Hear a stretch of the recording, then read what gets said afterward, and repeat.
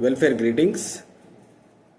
నా పేరు KM Abdul Subhan, welfare party of India రాష్ట్ర అధ్యక్షుడిని, మేలుకో ఆంధ్రప్రదేశ్ కోర్ కమిటీ సభ్యుడిని.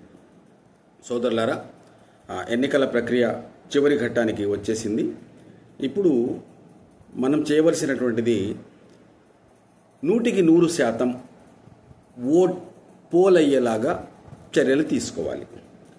అవి బీజేపీ వ్యతిరేక శక్తులు ఎవరైతే ఉన్నారో, మైనారిటీలు, దళితులు, మహిళలు, ట్రైబల్స్, వామపక్ష వర్కర్స్, వీళ్ళందరూ, విద్యార్థులు, యువత, వీళ్ళందరి యొక్క ఓట్ పర్సంటేజ్ పెంచాలి.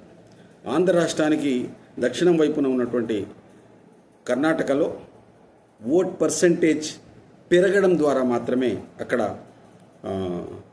ఫ్యాసిస్టు శక్తులు, బీజేపీ ఓడిపోయింది.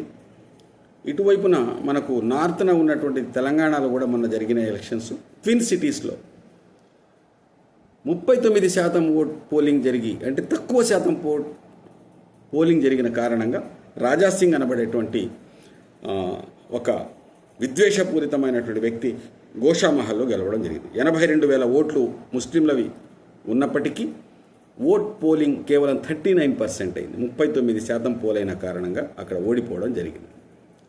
కాబట్టి ఈసారి అటువంటి పొరపాట్లు జరగకుండా తప్పనిసరిగా 100% పోలింగ్ జరగాలి అనేటువంటిది ఒకటి.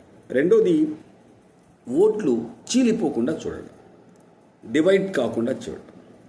మనకు ఉన్నటువంటి ఉదాహరణకి ముస్లింలకు 7% ఓట్లు ఉన్నాయి అనుకుంటే, అందులో 1-2% వాల్యూ లేకుండా పోల్ కాకుండా పోతే 5% ఓట్లు పోలైతే 1.5% ఒకరికి, 2% ఒకరికి, 1.5% ఒకరికి, 0.5% ఒకరికి, ఈ విధంగా ఆ పార్టీకి కొన్ని, ఈ పార్టీకి కొన్ని, ఆ పార్టీకి కొన్ని, ఎంఐఎఫ్ కొన్ని, కులం పునాదుల మీద, మతం పునాదుల మీద, లేదా మనకు ఫలానా ఆర్థిక ప్యాకేజీల పునాదుల మీద, రకరకాల పునాదుల మీద మనం ఓట్ చీలిపోతే అది కూడా నష్టమే. కాబట్టి ఓట్ పోలరైజింగ్ జరగడం, ఒకే వైపున రాజకీయ పార్టీలన్నీ కూడా మీ ఓటు ఎన్ని శాతం మీ ఓటు వస్తుంది అనేటువంటి దాని మీద నుంచి ఆ కమ్యూనిటీని గుర్తించడం జరుగుతుంది.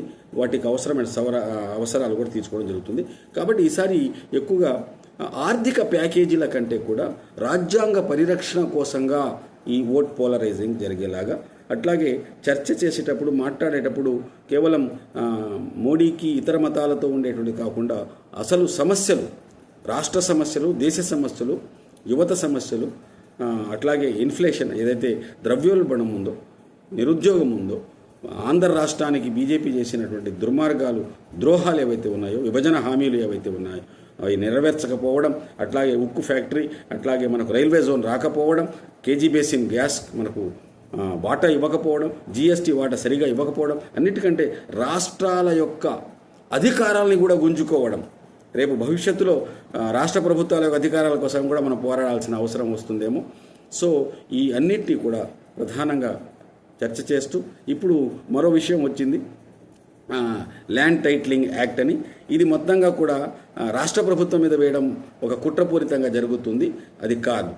ఈ ల్యాండ్ టైటిలింగ్ యాక్ట్ని చట్టం చేసింది బీజేపీ ప్రభుత్వం, కేంద్ర ప్రభుత్వం నీతి ఆయోగ్ ద్వారా రాష్ట్రానికి పంపించింది. ఈ చట్టం నల్ల చట్టమే. అయితే దీని యొక్క మొట్టమొదటి నేరస్తుడు ఎవరైనా ఉన్నారు అంటే అది బీజేపీ. ఎందుకంటే కేంద్ర ప్రభుత్వం దీని చట్టాన్ని తయారు చేసింది. ఇది రాష్ట్రంలో చర్చనీయాంశం వచ్చినప్పుడు ఇక్కడ చంద్రబాబు నాయుడు గారు కూడా, వారి యొక్క పార్టీ కూడా దీనికి సంపూర్ణమైనటువంటి మద్దతు ఇచ్చింది. కాబట్టి రెండవ నేరం వాళ్ళు చేశారు. మూడవ నేరం మన జగన్మోహన్ రెడ్డి గారు ఇక్కడ దాన్ని ఇంప్లిమెంట్ చేయడం అనేటువంటిది ఏదైతే ఉందో అది మూడవ నేరం. కాబట్టి ఈ నల్ల చట్టానికి వ్యతిరేక కేవలం జగన్మోహన్ రెడ్డి గారే దీనికి కారకులు అని చెప్తున్నారు. లేదు, వీళ్ళందరూ ముగ్గురు కూడా కారకులే. కాబట్టి ఓట్ చేసేటువంటి మన మిత్రులు ఎవరైతే ఉన్నారో వాళ్ళు, ఒకవేళ మీరు టీడీపీకి ఓట్ చేయదలుచుకుంటే ఆ ఎమ్మెల్యేకి ఖచ్చితంగా మీరు ఎన్డీఏలో నుంచి బయటికి రండి, మీ పొత్తుని తెగ్గొట్టుకొని రండి అని చెప్పి వాళ్ళని డిమాండ్ పెట్టండి. వైసీపీకి ఎవరైనా ఓట్ చేయాలనుకుంటే వాళ్ళను కూడా మీరు గెలిచిన తర్వాత ఎన్డీఏకి మద్దతు ఇవ్వకూడదు, ఆ వాగ్దానం చెయ్యండి అనేటువంటి దాంట్లో నుంచి తప్పనిసరిగా చేయాలి. ఒకటి, 100% ఓట్ పోలింగ్.